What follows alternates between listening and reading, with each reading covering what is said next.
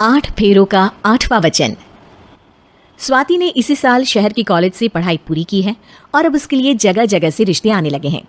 स्वाति से ज्यादा उसके रिश्तेदारों को उसकी शादी की चिंता है, इसीलिए जो भी स्वाति के घर आता वो किसी नए लड़के की खबर जरूर ले आता। अरे दीदी, ये फोटो देख के बताओ कैसा है। राहुल नाम है लड़के का, मेरी सहेली की बहन का बेटा है। अपनी स्वाति के साथ एकदम प्यारी जोड़ी लगेगी इसकी। जरा दिखाना, फोटो तो बढ़िया लग रहा है। कोई गलत आदत वादत तो नहीं है ना इसे? और कमाता कितना है? अरे कोई गलत आदत नहीं है दीदी, आप कहो तो एक मीटिंग करवा देती हूँ, फिर सब कुछ फाइनल कर लेना। हाँ हाँ, ये सही कह रही हो तुम। संडे को स्वाति के पापा भी घर पे ही रहेंगे। बुआ फिर वहां से चली जाती है और रात को स्वाति की माँ उससे कहती है, स्वाति बेटा, आज कमला बुआ ने एक लड़के की फोटो दिखाई है। संडे को वो लोग मिलने आ रहे हैं, तैयार हो ना तुम बेटा। अरे मम्मी, आप कहाँ कमला बुआ के चक्कर में आ जाती हो? अभी इतनी जल्दी कोई शादी वादी नहीं करनी है मुझे। अरे बेटा, अच्छा लड़का है, बुआ जानती है उसे अच्छे से। हाँ स्वाति बेटा, एक बार मिल तो लो, बाद में देखेंगे आगे क्या करना है। वैसे तो कमला रिश्ता लाई है तो मना करने का तो कोई सवाल ही नहीं उठता।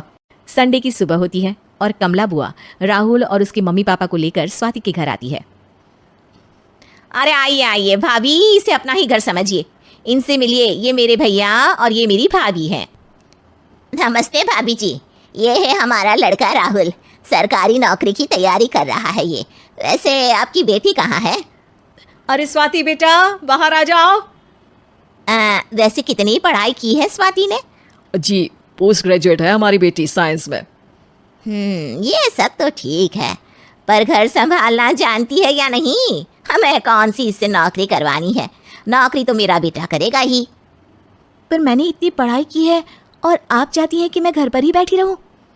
अरे स्वाति बेटा, ये बड़ों की बात में तुम कहाँ बोल पड़ी? हम सब देख लेंगे क्या करना है क्या नहीं।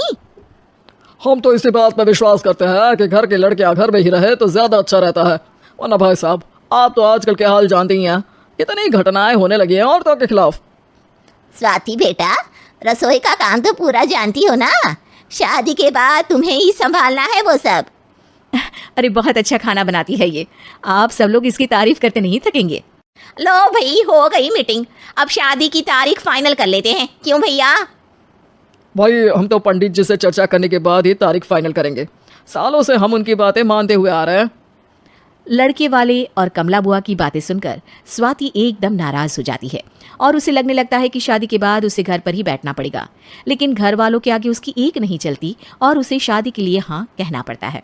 शादी का दिन आ जाता है और सब मंडप में जमा होते हैं। अब फेरों का समय हो गया है, अब कन्या अपने वर से 7 वचन मांगेगी। आप किसी धार्मिक आयोजन में जाए तो मुझे भी ले जाएंगे। आप मेरे माता पिता का भी बराबरी से सम्मान करेंगे, हमेशा मेरा साथ निभाएंगे। आपको दोनों परिवार की जिम्मेदारियां बखूबी निभानी होगी।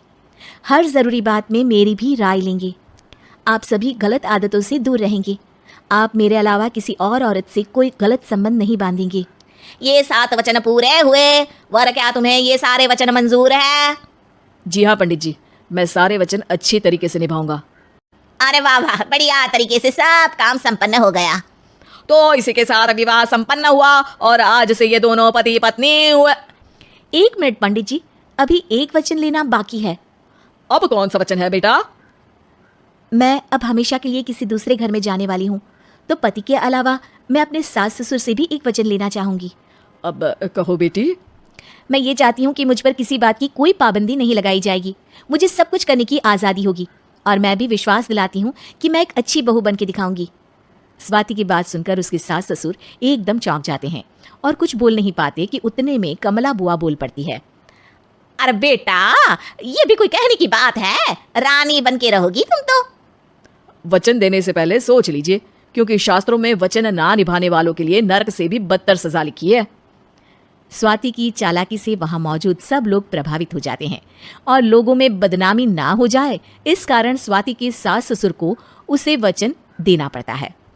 और कैसी अपशकुन वाली बातें कर रहे हैं आप पंडित जी? हमें मंजूर है बेटा तुम्हारी शर्त। स्वाति अपनी समझदारी से अपनी बात अपने ससुराल वालों से मनवा लेती है और खुशी खुशी राहुल से शादी कर लेती है। अब से हर शादी में मैं खुद 8 वचन दिलवाऊंगा। ओम मंगलम मंगलम मंगलम।